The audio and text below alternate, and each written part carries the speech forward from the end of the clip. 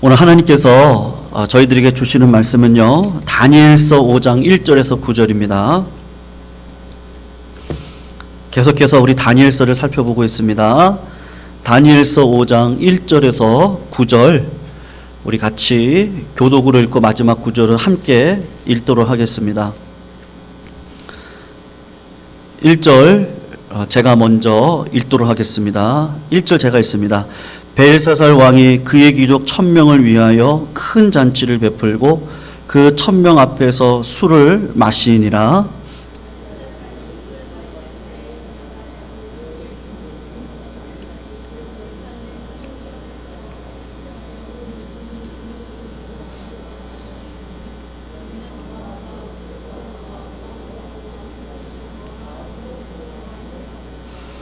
이에 예루살렘 하나님의 전 성소 중에서 탈취하여 온 금그릇을 가져오매 왕이 그 귀족들과 왕후들과 후궁들과 더불어 그것으로 마시더라.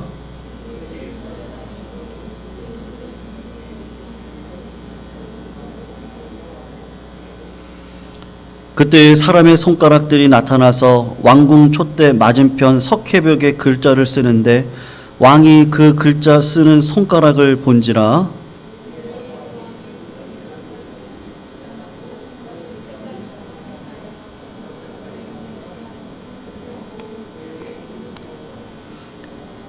왕이 크게 소리질러 술객과 갈대아 술사와 점쟁이를 불러오게 하고 바벨론의 지혜자들에게 말하되 누구를 막론하고 이 글자를 읽고 그 해석을 내게 보이면 자주색 옷을 입히고 금사슬을 그의 목에 걸어주리니 그를 나라의 셋째 통치자로 삼으리라 하니라.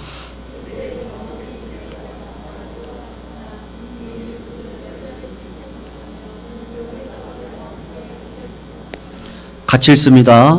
그러므로 벨사살 왕이 크게 번민하여 그의 얼굴빛이 변하였고 귀족들도 다 놀라니라. 아멘. 성도님들, 오늘 갑자기 벨사살이 등장을 하는데요, 이 벨사살이 누구인지를 먼저 잠깐 살펴보는 시간을 갖도록 하겠습니다. 여러분, 느부갓네살 왕이 죽고 난 다음에 자기 아들 에윌 무로닥이라고 하는 사람을 왕위를 넘깁니다. 그런데 에윌 무로닥이 2년간 통치를 하다가 자기 여동생의 메제에게 죽임을 당합니다. 느부갓네살의 아들 에윌 무로닥이 그걸 암살한 사위인데, 결국은 이 누구냐면 네리글리살인데, 이 사람이 2년의 2배 4년을 통치하다가 죽습니다. 4년을 통치하고 난 다음에 자기 아들을 왕으로 세우는데 한 달도 못 돼가지고요, 몰매를 맞아가지고 그냥 죽고 맙니다. 그리고 난 다음에 왕이 된 사람이 누구냐 하면, 우리가 세계사를 배우면 꼭 이 사람이 바벨론의 마지막 왕으로 등장을 하는데 나보니두스입니다. 이 나보니두스가 마지막 바벨론 16년을 통치를 하는데 특징이 있습니다. 6년은 바벨론을 통치를 하고 나머지 10년은 아라비아 사막에 있는 도시에 가서, 이 사람이 참 영적이에요. 그래서 달의 신을 섬기면서 숭배를 하면서 살아갑니다. 그러면 바벨론을 실제적으로 누가 다스리냐면 자기의 장남이었던 벨사살에게 10년간 통치를 맡겼던 그것인데, 그 10년의 통치의 마지막 날을 오늘 본문이 묘사를 하고 있는 건데, 중요한 것이 무엇이냐면요, 하나님께서 오늘 벨사살의 잘못을 지적을 하고 있다는 것입니다. 여러분, 벨사살 사건이 있기 전에 하나님께서 바벨론 왕들에게 준 중요한 메시지가 누구에게 있느냐 하면 느부갓네살에게 있습니다. 그에게 준 메시지는 참 간단한데, 느부갓네살 왕이 이스라엘을 멸망을 시켰잖아요. 멸망을 시키면서 성전도 파괴하고 하나님의 전에 그 귀중한 예배의 그 예물들을 다 가지고 바벨론 신전으로 가지고 왔습니다. 근데 하나님께서 느부갓네살에게 하는 이야기가 그게 너의 전리품이 아니다 라고 지금 말씀을 하고 있는 것이죠. 하나님을 이긴 것도 아니고 이스라엘 백성들을 멸망시킨 것, 성전을 파괴한 것, 거기에 있는 성전 기물들을 가지고 온 것은 하나님께서 허락하심일 뿐이지 이스라엘 백성들의 죄를 회개케 하기 위한 징계일 따름인 것이지 느부갓네살이 그것 때문에 교만하면 안 된다. 그러니까 바벨론을 통치하는 것도 느부갓네살이 아니고 내가 통치한다. 하나님이 통치한다. 하나님이신 걸 기억하고 하나님 앞에 겸손하고 하나님 보시기에 정의롭게 살아야 내가 너를 지켜줄 거야. 그렇지 않으면 너도 심판할 거다. 그것이 4장까지의 내용입니다. 여러분, 느부갓네살이 총 2번의 꿈을 꾸잖아요. 첫 번째 꿨던 꿈이 신상에 대한 꿈이었습니다. 황금 제국이 바벨론인데 그 제국을 준 게 하나님이라는 걸 꿈을 통해서 알려주는 것이죠. 그리고 세상 중심에 서 있었던 나무가 잘리고 구루터리가 남아있는 꿈도 꾸었는데 결국은 느부갓네살에게 경고를 하는 겁니다.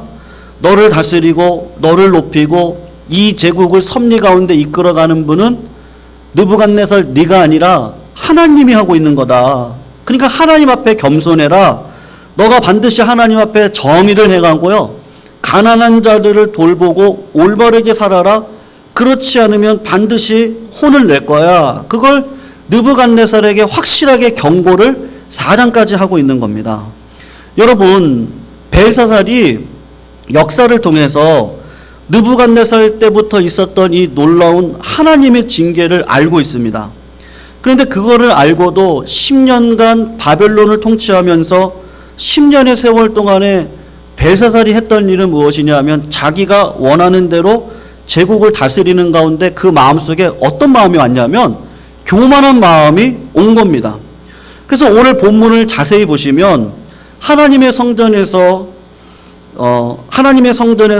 하나님을 예배하던 성전의 기물을 가지고 오라고 할 때의 상황이 어떻죠? 1000명의 귀부인들과 잔치를 벌이고 술에 취해 있습니다. 여러분, 이 술이라는 게 그렇잖아요. 내가 술을 먹는데 결국은 술이 누구를 먹죠? 나를 먹는다 그러잖아요. 그 술을 취하게 되면 결국 객기를 부리게 되어져 있는데 하나님의 성전에서 하나님을 예배하던 그 기물들을 가지고 와라. 그리고 내가 그걸로 술을 한번 먹어보겠다. 지금 벨사살이 객기를 부리고 있는 거예요. 하나님을 모욕하거나 하나님을 전리품으로 생각하면 큰일 난다. 그것이 느부갓네살의 경험을 통해서 분명히 역사 공부를 했을 테니까 알고 있었음에도 불구하고 술 기운 가운데 벨사살이 지금 자기의 교만을 드러내고 있는 것이죠. 하나님의 성전의 기물 그거 좋다고 하는데 술 마시는데 한번 써보자. 전리품을 가져와 가지고 하나님을 모독을 하게 되는 것입니다. 여러분, 이때 다니엘의 나이가 몇 살인지가 중요한데요. 여러분, 이때 다니엘의 나이가 몇 살이라고 생각하십니까? 느부갓네살이 46년을 통치했습니다. 그리고 아들에게 물려줬는데 2년 뒤에 죽었습니다. 그리고 메제가 왕이 돼서 4년을 흘렸어요. 그리고는 한 달 만에 그 아들이 죽고 난 다음에 나보니두스가 16년을 통치하니까 지금 60년이 넘는 세월이 흐른 거예요.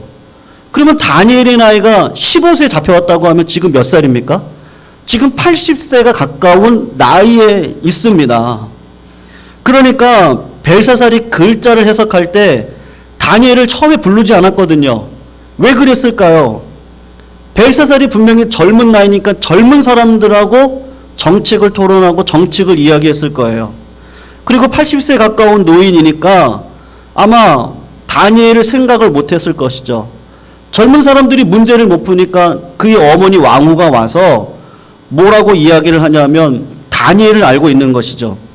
느부갓네살에게 있었던 모든 일을 알고 그 어머니가 다니엘을 추천을 합니다.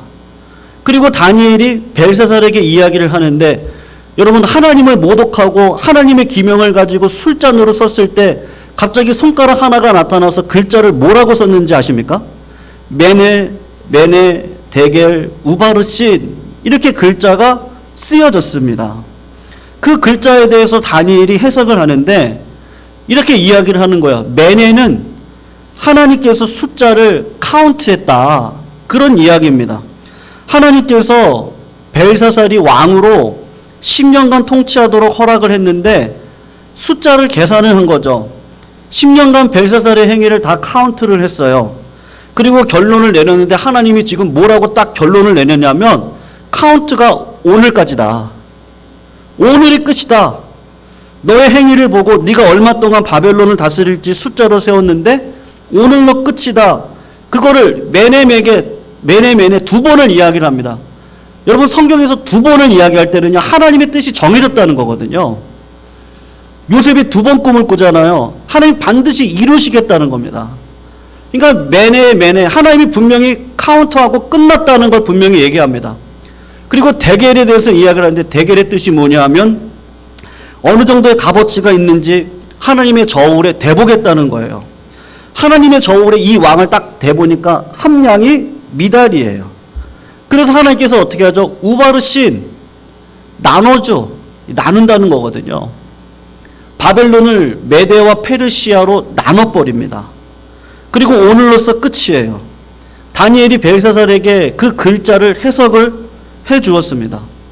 지난 10년 세월 동안 보았을 때 하나님께서 이제 너는 끝이야. 그래서 오늘로 네가 끝이 난다 이야기를 하고 그날 벨사살은 어떻게 되죠? 이 페르시아의 왕이었던 고레스의 군대 장관에 의해서 정확하게 그날 죽임을 당합니다. 여러분 오늘 본문을 통해서 다니엘이 벨사살에게 그리고 하나님께서 믿음으로 살아가는 우리들에게 주시는 말씀이 있는데 그게 뭐냐면요. 오늘 화두는 그거예요. 하나님의 저울에 달아보니예요. 하나님의 저울에 달아보니.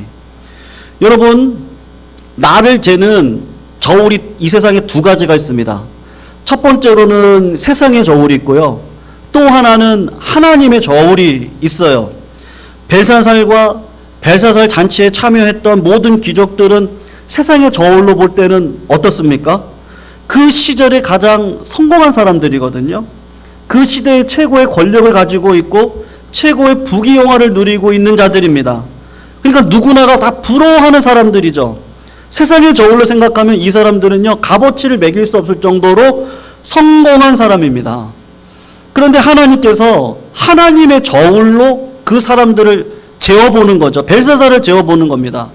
다 하나님께서 주신 축복입니다.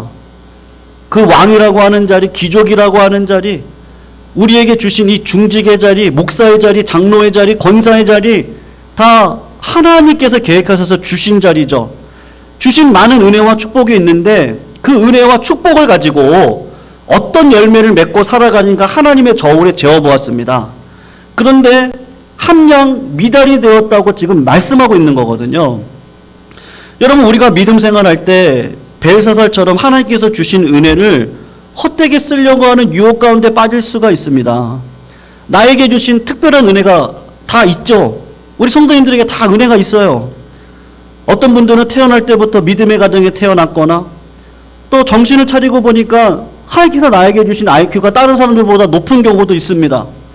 다른 사람들보다 뭐 탁월하게 일을 했거나 수고를 그렇게 많이 한 것도 아닌데 나에게 큰 번영과 성공을 주셨다는 것들을 어떨 때는 발견하기도 합니다.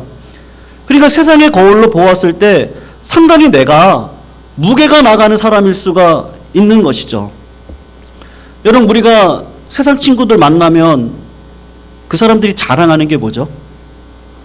전 친구들 이렇게 만나면요 그런 얘기 자주 해요. 나는 어느 유치원 나왔다고요. 거기서부터 시작합니다.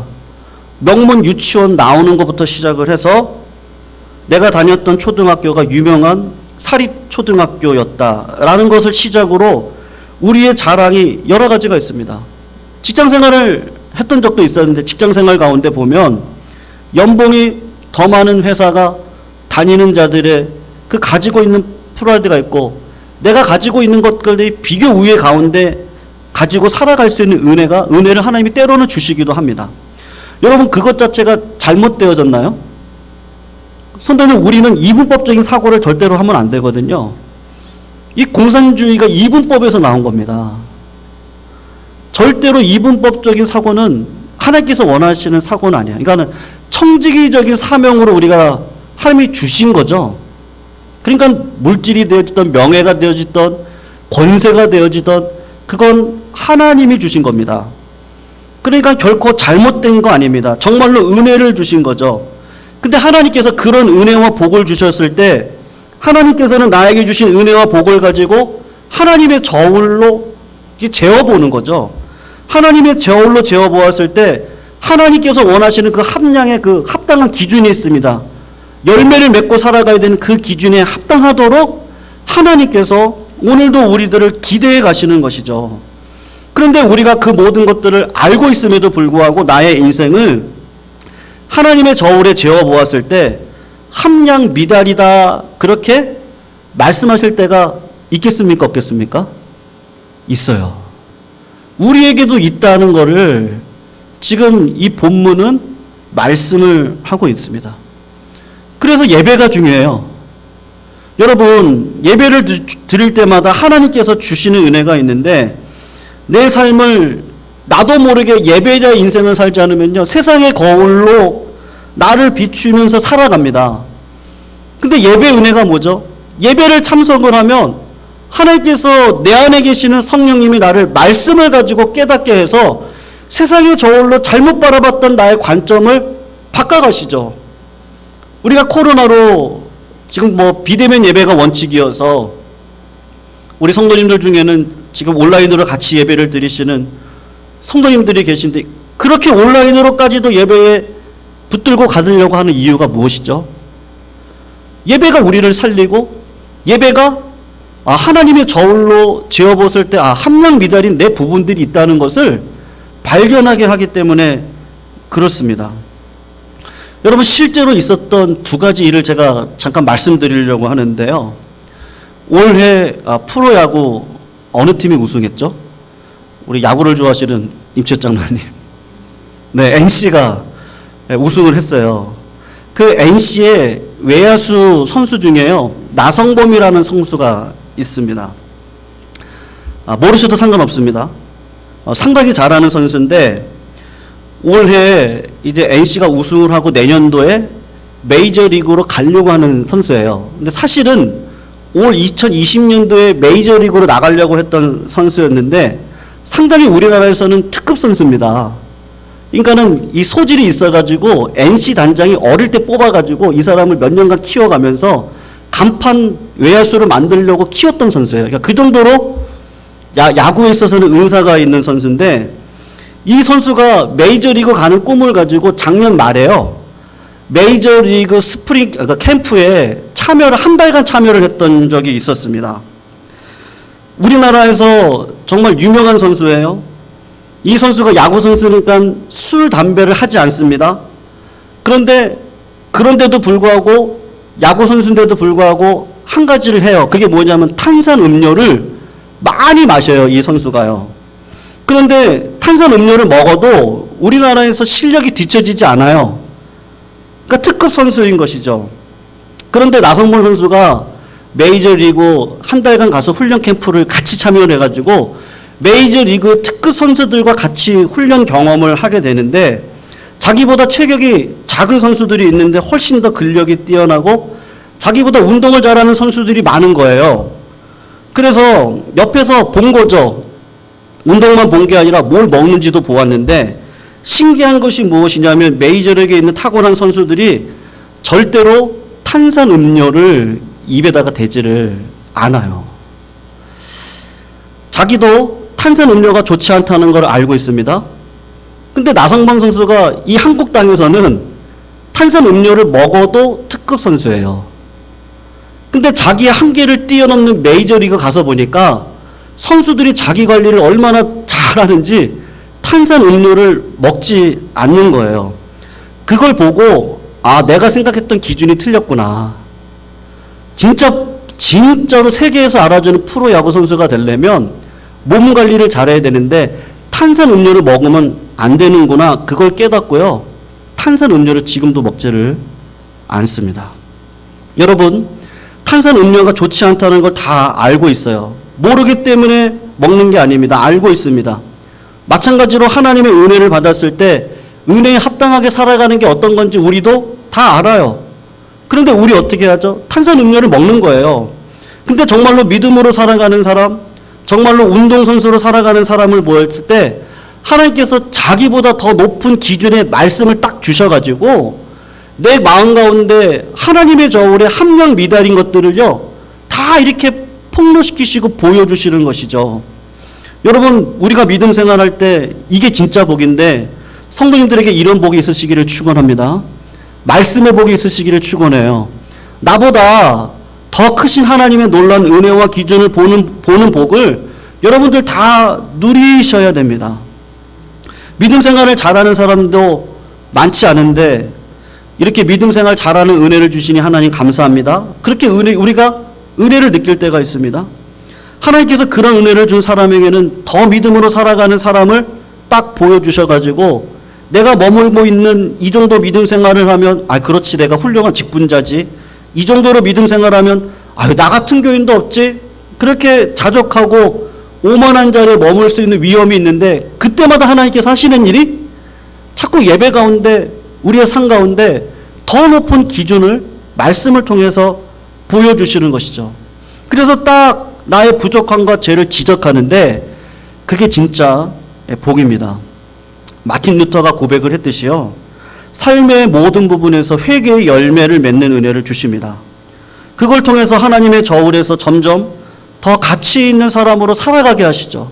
그래서 믿음을 보고 살아가는 은혜를 주시는 거예요. 또 한 가지 제가 하나를 또 말씀드리려고 하는데요. 미국 유학 시절에 에덴 교회라고 담임을 하셨던 목사님과 우연히 이렇게 공부를 하다가 알게 되어져서 교제를 하게 되었는데, 그 목사님께서 교인 중에 한 분을 저한테 이렇게 간증으로 이렇게 소개를 해 주셨는데요. 그 교인 중에 한 분이 어떤 일을 하시냐면, 여러분, 미국에서 살아가시는 많은 분들이 힘들고 어렵게 살아가십니다. 왜냐하면 영어를 못 하잖아요. 그러니까 한국에서 교사를 해도 미국 가면 세탁소 하시고 스토어 하시고 리커 하시고 이러시거든요. 그러니까 그런 성도님 중에 한 분인 거예요. 어렵게 살아가시는 분인데, 여자 권사님이신데 멕시코 사람들, 그러니까 못 사는 사람들이죠. 멕시칸이라고 하면 인종차별이고요, 라티노라고 그래야 됩니다. 이 라티노들이 살고 있는 곳에서 99센트 가게를 하고 있는 거예요. 그러니까 주로 못 사는 지역에 이 99센트 가게들이 있는데, 그 지역에 들어가서 99센트 가게를 운영하는 이 권사님이신데, 그런 못 사는 지역에서 운영을 하다 보니까 장사가 쉽지 않습니다. 그러다가 우연히 이 집사님에게 나라에서 담배하고 로또를 판매할 수 있는 허가증을 받은 거예요. 여러분, 이 권사님께서 허가증을 받고 와가지고 너무 고민이 되어져서 목사님한테 와가지고 상담을 한 겁니다. 여러분, 목사님에게 와서 상담을 한 게 잘한 거죠. 왜냐하면 뻔한 대답을 하실 게 뻔하니까. 그 목사님이 뭐라고 이야기를 했냐면, 가게가 쉽지 않고 또 주위에 어렵게 사는 사람들이 많으면 이상하게 어떤 소비가 많습니까? 담배 소비가 많고 로또 소비가 많습니다. 그런데 권사님, 저라면, 제가 목사이기 때문에 그렇기도 하겠지만 신앙적으로 보면 담배하고 로또 판매는 하지 않겠습니다. 그러나 집사님의 상황을 보면 힘드시니까 집사님, 기도해 보시고 일주일만 기도를 해 보시고 선택을 해 보세요. 그렇게 이야기를 하신 거예요. 일주일이 지나고 난 다음에 집사님께서 기도하시고 난 다음에 목사님에게 이렇게 이야기를 했어요. 목사님, 일주일 동안 딱 기도를 해봤더니 담배를 피는 거 건강에 안 좋습니다. 가난한 사람에게 더 건강에 안 좋을 수 있습니다. 여러분, 로또 자체가 뭐죠? 허황된 꿈이죠. 로또는요, 10계명의 이 8계명, 도둑질하지 말라는 걸 정면으로 위반하는 계명입니다. 로또 자체가 신자에게 허황된 꿈을 심어주고 이 도둑질하는 심보가 갖게 하는 것인가? 하나님께서 믿는 신자들에게 로또 하는 거 그렇게 원하시지 않는데, 그거를 기도하는 가운데 동일하게 깨달은 거예요. 그래서 결정을 했는데, 담배하고 로또를 내가 힘들지만 팔지 않겠다고 그렇게 결정을 했습니다. 목사님에게 그렇게 이야기를 하셨다는 거예요. 여러분, 지금도 그 권사님은요, 그 가게를 운영하고 계세요. 더 부유하게 된 것도 아니고 가난하게 된 것도 아니에요. 그런데 믿음으로 가게를 운영하면서 살고 있습니다. 교회의 직분을 맡아서 권사로 열심히 신앙생활하고 있는데, 그 자녀들이 여러분 신앙은 본대로 하잖아요. 어머니께서 그 결정적인 순간에 믿음으로 선택한 걸 자녀들이 보고 이민자로 상황 속에서 어려운 가운데 있지만 믿음으로 열심히 살아가고 있습니다. 목사님이랑 그냥 환담을 하다가 그런 이야기를 하면서 그 목사님과 저하고 뭐 여러 가지 공부도 같이 하고 그랬는데 그 목사님이 저한테 그러셨어요. 목사님 신앙 좋은 사람이 어떤 사람인 것 같아요. 그러면서 그 권사님에 대해서 이야기를 하시면서 하나님의 말씀이 내 마음속에 들리고 그 말씀으로 자기 행실을 고치는 사람이 진짜 신앙이 좋은 사람이라고 저는 생각을 해요. 근데 성도들 맞는 말 아닙니까? 한국교회는 신앙 좋은 걸 딱 뭐로 정했죠? 주일 예배, 주일 성수. 성도님들 주일 성수 꼭 하시기를 축원합니다. 11조 꼭 하시기를 축원합니다.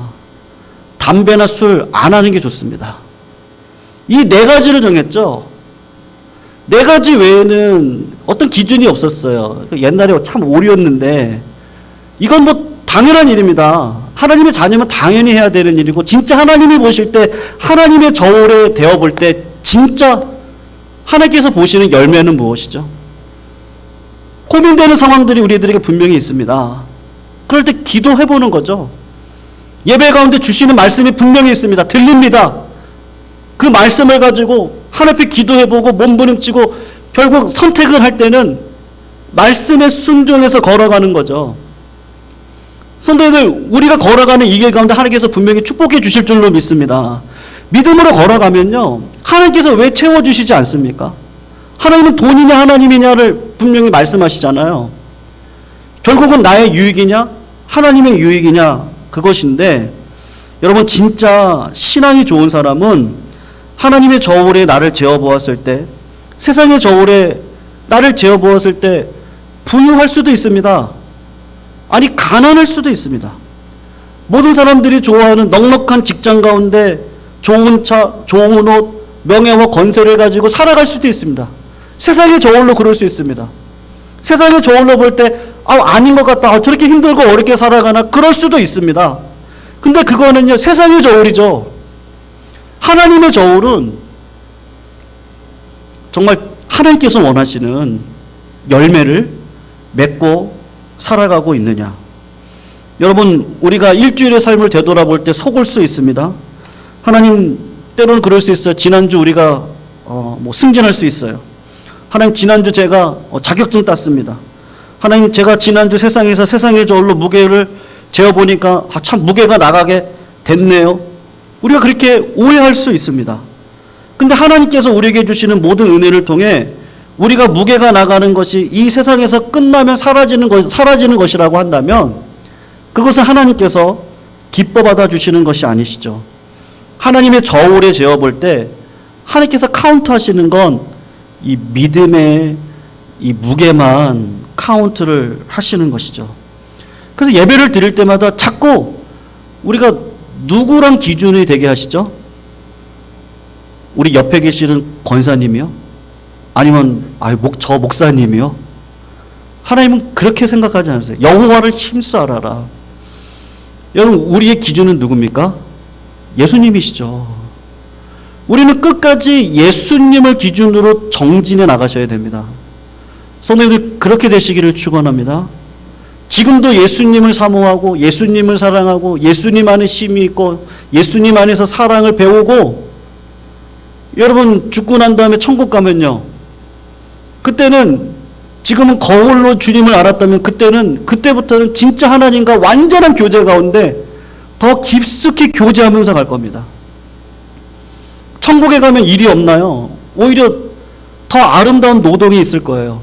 천국에 가면 더 많은 성경 공부가 있을 겁니다. 하나님을 알아가는 게 이젠 장애물이 없을 거예요. 더욱더 하나님을 알아가면서 그 기쁨 가운데 우리가 걸어가게 되는 것이죠. 그러므로 하나님의 저울에 우리 모든 성도님들이 다 합당한 그런 무게감을 갖고 살아가실 수 있는 은혜의 종들이 다 되시기를 주님의 이름으로 축원합니다. 특별히 말씀을 들을 때, 기도하는 가운데, 예배 속에서 하나님께서 원하시는 열매를, 나의 삶을 되돌아보고 그런 무게감이 있는 구원의 은혜를 다 누리시는 그런 귀한 종들이 되시기를 주의 이름으로 축원합니다. 이 시간 말씀 붙들고 제가 같이 한번 기도하도록 하겠습니다. 기도합니다. 사랑하는 하나님, 감사합니다. 아버지 하나님의 크신 사랑과 은혜를 오늘도 누리고 경험하게 해주신 것 감사합니다. 그러나 하나님이 보실 때 여전히 함량 미달인 우리들의 부족한 부분들이 있습니다. 하나님께서 그것을 말씀으로 깨닫게 하실 때 오늘도 우리의 기준 대신 예수 그리스도를 바라보고 이 믿음 잃지 아니하고 하나님께서 원하시는 순간순간의 믿음의 열매를 맺고 걸어갈 수 있는 그 자리에 설 수 있도록 인도해 달라고 같이 기도하셨으면 좋겠습니다. 코로나19 이제 1000명이 넘어가고 전문가들의 예상으로 2000명, 3000명 넘어갈 위기의 상황 가운데 우리의 자녀들이 취업의 문제로 어려운 가운데 있습니다. 또한 사업 속에서 어떻게 할까 고민하고 있는 우리 성도님들이 계시고 또 삶의 여정 속에 왜 이렇게 힘들고 어려운 일들이 벌어지는지 이런 상황 속에서도 하나님께서는 하나님의 저울로 우리들을 재고 계시죠. 오늘도 하나님의 말씀을 잘 듣고 믿음을 지켜서 이 힘들고 어려운 세월을 잘 견뎌서 그곳은 영혼 속에 계신 하나님의 응답해 주시는 놀라운 은혜를 누릴 수 있는 우리 교회로 설 수 있도록 인도해 달라고. 그래서 우리 예방교회를 통하여서 마음이 쉬어가고 사랑을 배워 이 주변의 주의 사랑을 증거하는 그런 귀하고 복된 교회로 하나님 설 수 있도록 인도해 달라고 우리 다 같이 한번 1분만 통성으로 하나님 앞에 기도 올려드리도록 하겠습니다. 사랑의 하나님, 감사함을 올려드립니다. 아버지 하나님께서 아버지의 저울과 아버지의 기준으로 예수 그리스도의 삶의 기준으로 우리들을 되돌아보면 하나님, 완벽한 사람이 어디 있겠습니까? 내 신앙을 자랑할 수 있는 사람들이 어디 있겠습니까?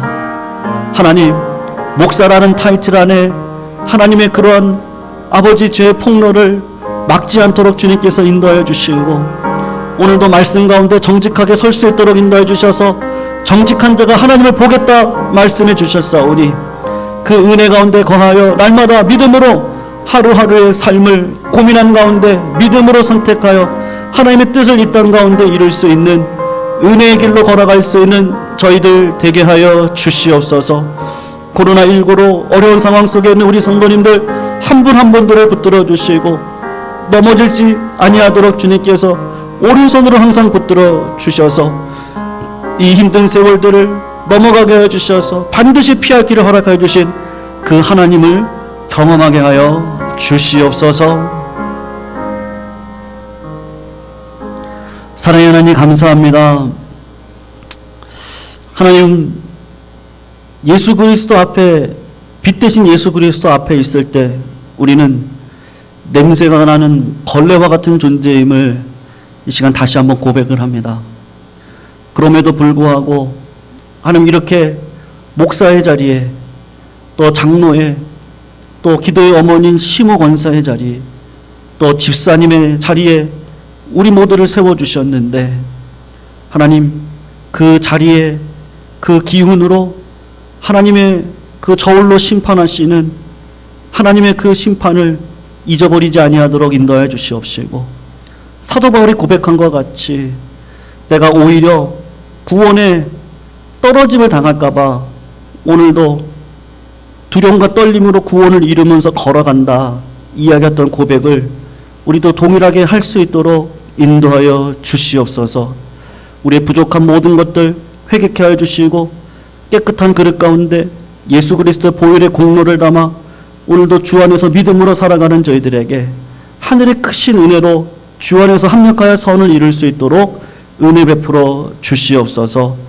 특별히 코로나 블루로 인하여서 어려운 가운데 있는 우리 예광의 권속들 한 분 한 분들을 은혜 가운데 붙들어 주셔서 아버지, 이 모든 상황들을 믿음으로 견디게 하여 주시옵시고 반드시 코로나 종속시켜 주실 것을 알기에 오늘도 피할 길을 주신 하나님을 의지하고 흔들리지 않는 믿음으로 하루하루를 견디고 믿음으로 살아갈 수 있는 우리 성도님들 다 되게 하여 주시옵소서. 예수 그리스도의 이름으로 간절히 기도 올려드리옵나이다. 아멘.